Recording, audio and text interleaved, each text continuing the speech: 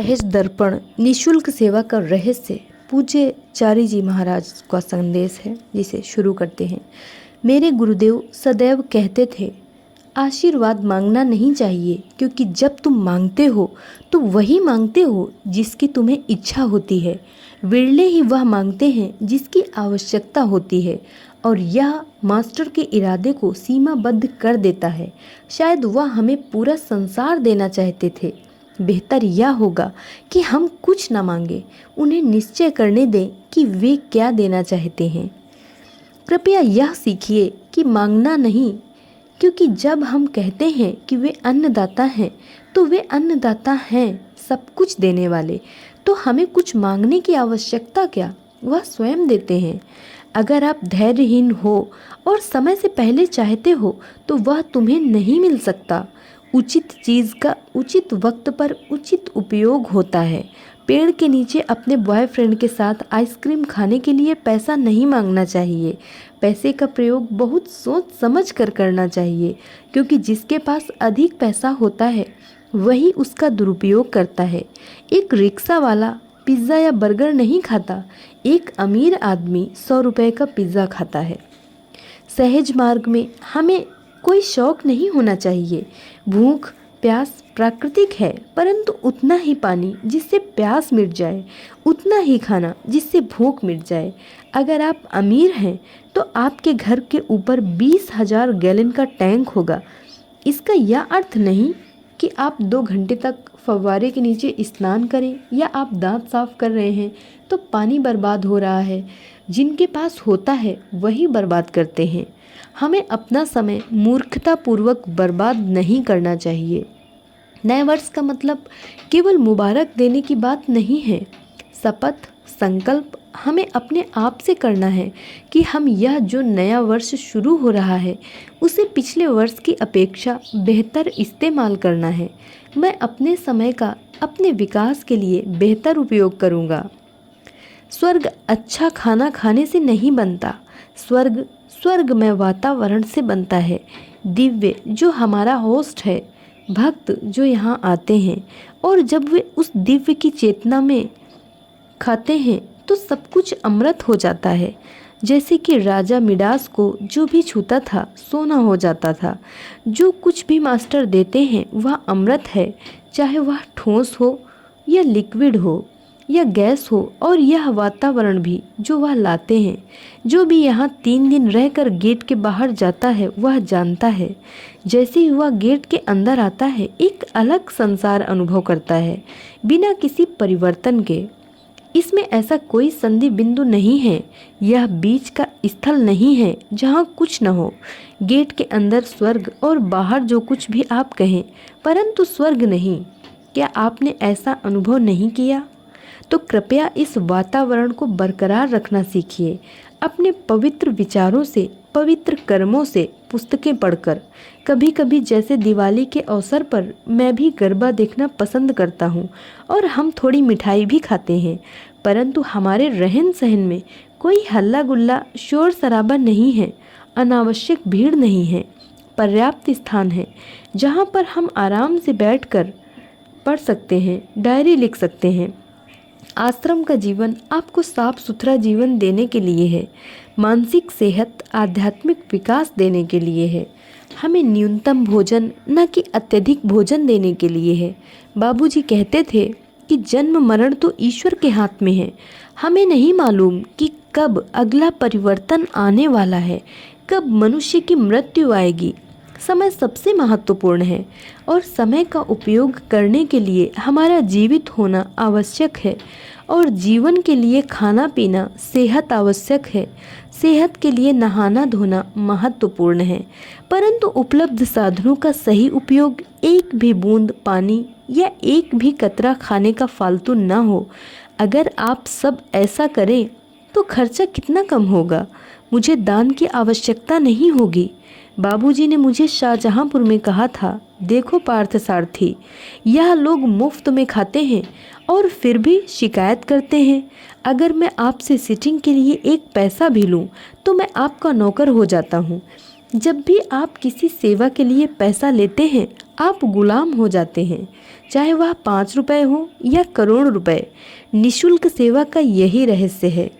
बाबूजी कहते थे, हम सेवा करते हैं परंतु बिना दास्ता के भाव के, क्योंकि हम सब मुफ्त में देते हैं, तो निशुल्क सेवा ही सर्वोत्तम सेवा है। अगर हम सेवा के बदले में कुछ चाहते हैं तो इससे मिशन का नाम, गुरु का नाम बदनाम होता है। हमारे गलत कार्य का प्रभाव गुरु पर पड़ता है, हमारी बीमारी का प्रभाव भी गुरु पर पड़ता है। इसलिए हमें अपने रहन सहन में भी सावधान रहना चाहिए। अपने जीवन को संतुलित करिए, किसी तरफ कोई ज्यादती नहीं। अपने संसाधनों का बुद्धिमत्ता से प्रयोग करिए, उनका उपयोग अपने विकास के उद्देश्य के लिए करिए तो सब सही होगा। नूतन वर्ष के लिए मालिक का आशीर्वाद आप सबके साथ हो। गुरुदेव कोलकाता में उनके कुछ मुख्य अंश बातचीत के। भय दर्द को बढ़ाता है, दर्द की उपेक्षा करो, वह निष्प्रभावी हो जाएगा। दर्द का उपाय करो, दर्द का शिकार बन करके उसके वशीभूत मत बनो। दर्द का उपाय करने के बाद उसकी उपेक्षा करो। उपेक्षा अभ्यासी के शब्दकोश का महत्वपूर्ण शब्द है। उपेक्षा सुखी मानवीय जीवन का भेद है। दर्द की चर्चा नहीं करनी चाहिए। अनंत दर्द सहन करने की क्षमता ही दिव्यता है। दर्द को सहन करना ही विजय है। दर्द को सहन करने से आत्मविश्वास बढ़ता है। गुरु मित्र होना चाहिए, उसे अच्छे उपदेश देने चाहिए और उसे पैसा नहीं लेना चाहिए। मैं गुरु नहीं हूँ, मैं मित्र हूँ। यदि गुरु आपके मित्र हैं तो आपको भी उनका मित्र बनना चाहिए। जब तक आप सच नहीं बोलते, आप किसी को प्रभावित नहीं कर सकते। बच्चों से हमेशा सच बोलना चाहिए। भूतकाल की गलतियों पर शर्मिंदगी नहीं होनी चाहिए। वर्तमान की गलती पर शर्मिंदगी होनी चाहिए। जहाँ सत्य है वहाँ मौका है, जहाँ मौका है वहाँ खतरा है। कहानी का दृष्टांत है। एक गुफा में 10 लोग फंस गए। बाहर निकलने पर 2 लोग मारे गए। भूख के कारण 2 और मारे गए। गुफा की दूसरी तरफ गहरा पानी था। हिम्मत कर एक उसमें कूद गया। तलवे पर एक बड़ा सा पत्थर दिखाई दिया, उसमें एक बड़ा छेद था। उस छेद से वह बाहर निकल गया तो सुरक्षित जगह पहुंच गया और जान बच गई। जीवन में जब कोई रास्ता नजर ना आए तो उसी को ले लो जो उपलब्ध हो। हृदय से खोजो, हृदय ही शरीर है। शरीर के सभी अंग लड़ाई करते हैं कि वे सबसे ज़्यादा महत्वपूर्ण कार्य करते हैं। धीरे से आत्मा शरीर छोड़कर चली जाती है तो निष्प्राण शरीर में कुछ नहीं बचता, तो आत्मा ही सबसे महत्वपूर्ण है।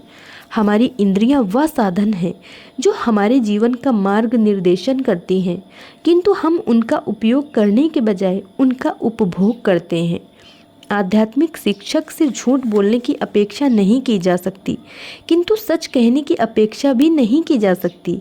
गणित की तरह वह सुलझाने के लिए समस्याएं देते हैं। समस्याएं सुलझाने के लिए कहते हैं ध्यान करो, सफाई करो, प्रार्थना करो। समस्याएं आपको अधिकाधिक हिम्मत दिलाती हैं। साहसी और मृदु हृदय बनाना ही सहज मार्ग है। युवा वर्ग जो आकर्षणों के जाल में फंस सकते हैं, उनके लिए कहा कि लड़ाई में सैनिक लोहे के कवच पहनकर जाते थे। आज आंतरिक कवच बनाने की ज़रूरत है जो आकर्षणों से बचाव करे। सहज मार्ग ऐसा आंतरिक कवच बनाता है। कहीं भजन गाए जा रहे थे, जोरों की आवाज़ आ रही थी। गुरुजी ने पूछा कि क्या अभ्यासियों को इस आवाज़ से बाधा हुई? सब ने कहा। तो उन्होंने पूछा, बाधा कहाँ है?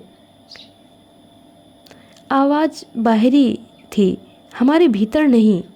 अतः हमें परिस्थितियों के प्रति प्रतिक्रिया नहीं करना चाहिए, संघर्ष करना चाहिए। समस्याएं आएंगी, जीवन चलता रहेगा।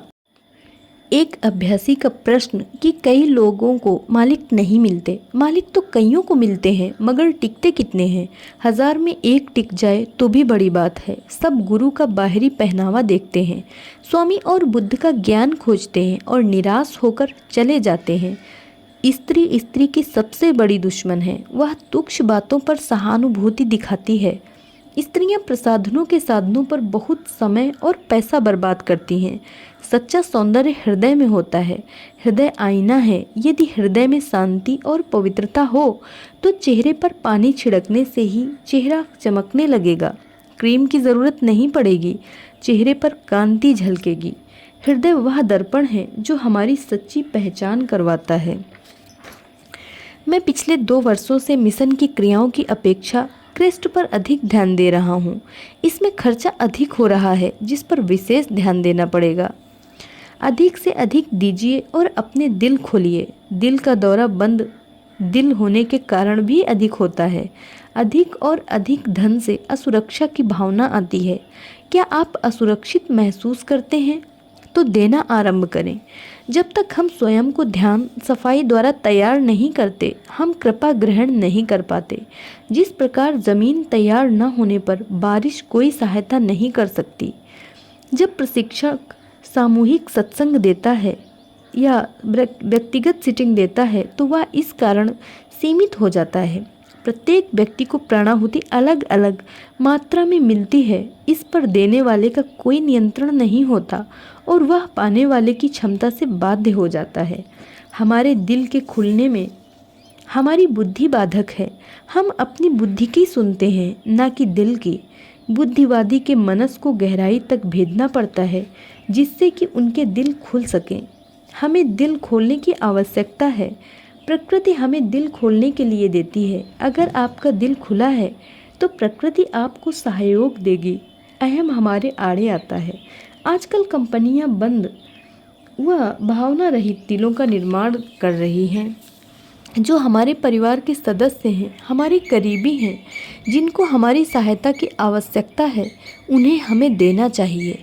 बाबूजी सीटिंग के अंत में एक सुझाव देते थे कि जो प्राणाहुति प्रयोग नहीं हुई वह स्रोत में वापस नहीं जा रही है। मुझे नहीं मालूम कितने प्रशिक्षकों को इसके बारे में पता है और वे ऐसा करते हैं। जिस प्रकार बारिश का फालतू पानी नाले में जाता है, उसी प्रकार प्राणाहुति भी फालतू होने पर बेकार जाती है। पुराने समय में आंखें खुल जाना कहा जाता था, आजकल कहा जाता है दिल का खुलना। उदाहरणार्थ कर्नाटक का तमिलनाडु से पानी बांटना बंद करना, क्योंकि उनको तमिल लोगों से नफरत है। पर याद रखिए कि शायद कल यहाँ बारिश ना हो। प्रकृति शायद तमिलनाडु, बंगाल या राजस्थान को बारिश से माला माल कर दे। मुझे विश्वास है कि यहाँ कई ऐसे लोग होंगे जो कर्नाटक सरकार को प्रभावित कर सकते हैं। एक बार बाबूजी की माताजी बाबूजी का मजाक उड़ा रही थी कि तुम क्या आंख बंद करके लोगों को अपने पास खींचते हो। बाबूजी मुस्कुराए तो उनकी माताजी ने कहा, मुस्कुराओ मत, अगर तुम में शक्ति है तो बारिश को यहाँ खींच कर दिखाओ। बाबूजी ने वैसा किया, पर लाला जी ने प्रकृति के साथ छेड़खानी करने के लिए बाबूजी को डांट लगाई कि तुमने केवल अपनी माँ को दिखाने के लिए राजस्थान जाने वाले बादलों को यहाँ खींच लिया। बंगलुरु के कई पुराने अभ्यासी मुझे अपना प्रतिनिधि बनाने के लिए बाबूजी को दोष देते हैं। वे सोचते हैं कि वे मिशन में मुझसे पहले से हैं। यह अहंकार का प्रगति की राह में आना होगा। और एक बात जो लिखी है, बाबूजी सीटिंग के अंत में सुझाव देते थे कि जो प्राणाहुति प्रयोग नहीं हुई वह स्रोत में वापस नहीं जा रही है, लेकिन उसके बाद में ऐसा प्रयोग हुआ कि प्राणाहुति जो बची है वो वापस स्रोत में जा रही है।